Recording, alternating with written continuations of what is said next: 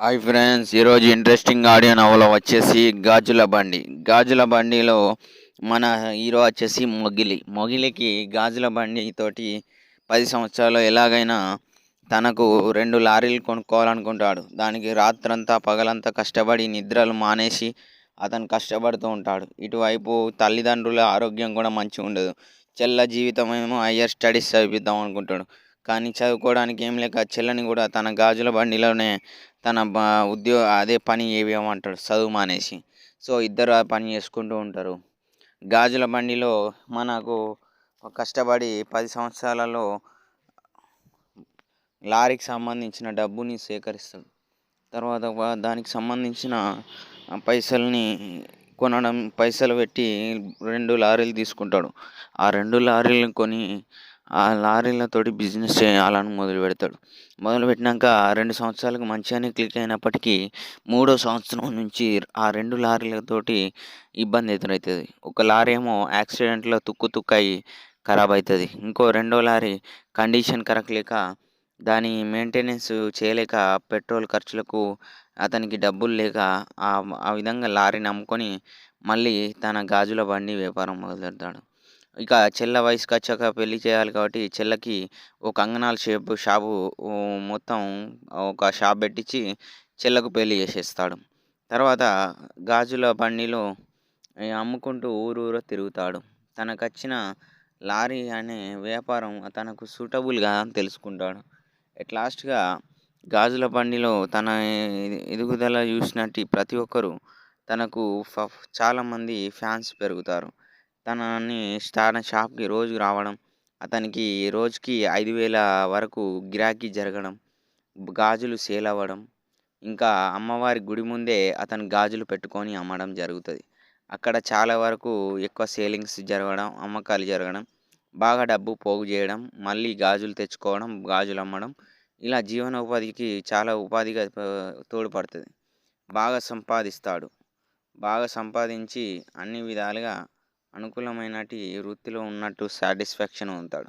తల్లిదండ్రులకున్న ఆరోగ్య సమస్యకు సంబంధించిన హాస్పిటల్‌లో చూయించి వాళ్ళకున్న రోగాలకి సంబంధించిన అన్నిటిని బాగా క్షుణ్ణంగా పరీక్షించి డాక్టర్లతోటి ఆ రోగాన్ని తగ్గించి ఆళ్ళకి మంచి ఆరోగ్యాన్ని ప్రసాదిస్తాడు.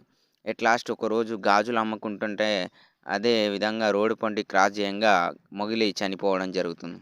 చనిపోయిన మొగిలి ఆత్మ గాజుల్లోకి ప్రవేశిస్తుంది.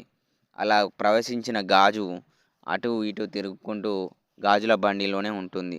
అలా మొగిలికి పె పెళ్ళి అయ్యి ఒక అమ్మాయి ఉంటుంది. ఆ అమ్మాయి అంటే ఆమెతోటి లివింగ్ రిలేషన్‌షిప్ అంటే ఆమెతోటి పెళ్లి చేసుకోకుండానే లవ్ తోటి ఆమెతో ఒక బిడ్డని కంటాడు. ఆళ్ళకిద్దరికీ పెళ్లి కాదు అప్పటికి.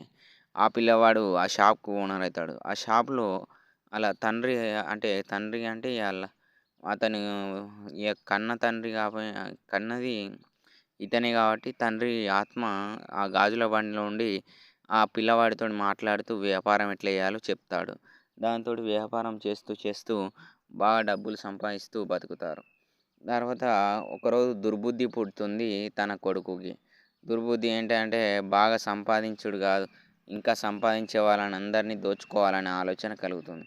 దాంతోటి ఆళ్ళ నాన్న ఆత్మ ఊరుకోదు. ఊరుకోకపోతే ఆళ్ళ నాన్ననే తన మొత్తం తన కొడుకు కూడా తనలాగా తప్పుదారిలో వెళ్తున్నాడని బాధపడుతూ తనని చంపడానికి తనకు ఒక గాజు సీసాలాగా చిన్నది తను నడిచే అంటే ప్రయాణించే బైక్ మీద ప్రయాణించేటప్పుడు చిన్న గాజు పీస్ అనేది కళ్ళకు తాకి ఎగిరి పడతాడు.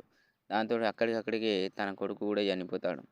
ఇది అప్పటికి మొగిలికి అర్థమవుతుంది.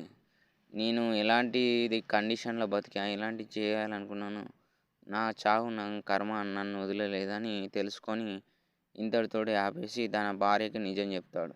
నేనే అతన్ని చంపేశానని ఆత్మగా కనిపించి చెప్పిపోతాడు.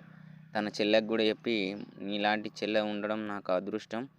మంచిగా బతుకని చెప్తాడు. ఎవరిని మోసం చేయకు, ఎవరికి హాని చేయకు. దొరికిన పూటకు అన్నం దొరికినా మంచిదే గానీ ఒకరి బతుకులలో నిప్పులు పోయకని చెప్తూ చనిపోతూ ఆత్మకు మనశ్శాంతి కల్పించాలని కోరుతాడు. దాంతోటి పిండ ప్రదానం పెట్టి తన ఆత్మకు శాంతి చేసి మొగిలి గాజుల బండిలో తన కొడుకుతో కూడా అతను కూడా ఆత్మ అవుతాడు.